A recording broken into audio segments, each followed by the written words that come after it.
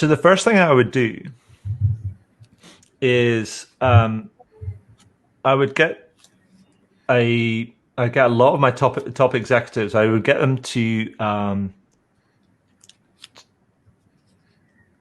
I get them to defer to their deputies for a while, and like I'm off for a few weeks, a bit like a Shackleton type of thing. Like I'm going out. I may be a while, type of thing. Have a little walk. And I would figure it out. Yeah, and I would get them.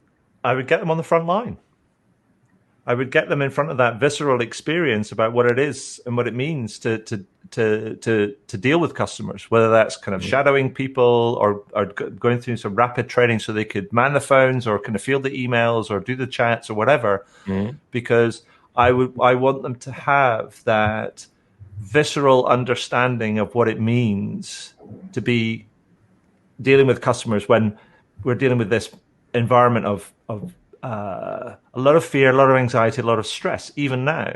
Because I think that type of understanding, that type of connection will drive, as you say, understanding, but also respect for the work that people do. We've had a lot of talk from people about how we value the people that are working on the front line over the last kind of few months. And I would want to make sure that isn't just rhetoric, and we're here in terms of how we kind of like we value them. And I would want to collapse that and say, if you want to understand what it really means to deliver great service and experience, I think you have to go like in that old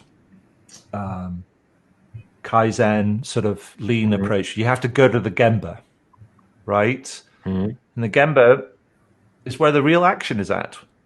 The real place, right? And the real place for many companies is right on the front line when things go wrong. And I think that's one of the things I would do. Now, you might have to might have to drag people kicking and screaming to do that, but that would tell you a lot about their motivation and their intent.